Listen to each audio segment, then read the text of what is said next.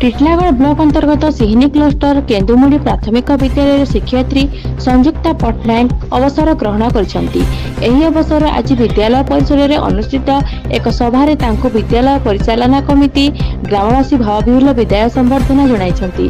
विद्यालय अवसर प्राप्त राष्ट्रपति पुरस्कार प्राप्त प्रधान शिक्षक अभिन्न रथଙ୍କ सभापतित्व अनुष्ठित सभारे ब्लॉक शिक्षा अधिकारी आर्तत्राण रथ मुख्य अतिथि भाव जोग देथिले।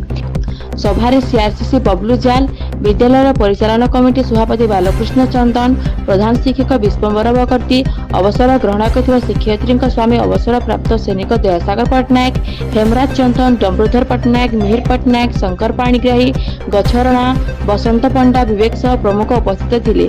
ब्यूरो रिपोर्ट प्रतिज्ञा लाइव।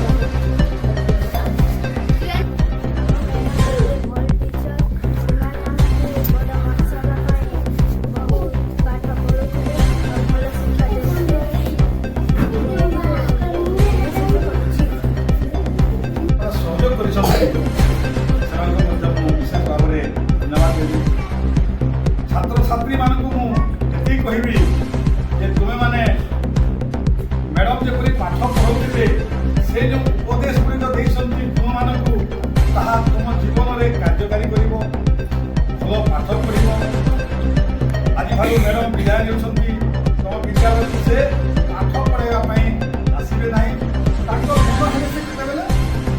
आसी पारती किंतु सरकार नियम अनुसार से आउ विद्यालय मैंने भल भाव पाठ पढ़ी भल मनीष हे